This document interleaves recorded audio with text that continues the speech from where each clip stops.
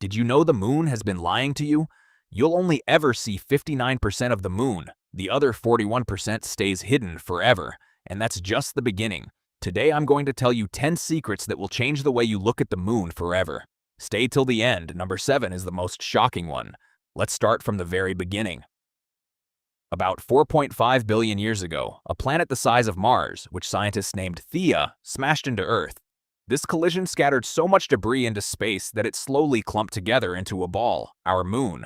That's why moon dust is so similar to Earth's soil, because it was once part of Earth itself. Now let's go back to what I said at the start. The moon orbits the Earth, but it also spins on its own axis. Here's the magic. The moon's rotation and its orbit take exactly the same time, 27.3 days. This is called tidal locking. That's why we always see only one side of the moon. The other side, which people wrongly call the dark side, also gets sunlight. We just never see it from Earth.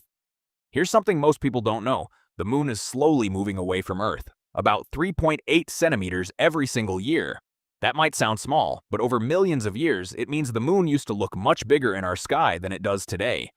And billions of years from now, it will drift so far that total solar eclipses will no longer be possible. Yes, the moon has earthquakes too, called moonquakes. Apollo mission astronauts placed seismometers on the moon, and they discovered that the moon sometimes keeps shaking for hours, very different from earthquakes on Earth, because the moon has no water to absorb the vibrations. And here's something that will surprise you. At the moon's poles, inside craters where sunlight never reaches, ice has been found. Both NASA and ISRO have confirmed this, especially India's Chandrayaan-3 mission, which strengthened this discovery at the South Pole. This means that in the future, if we ever build a base on the moon, this water could be used by astronauts. Now here's a strange one.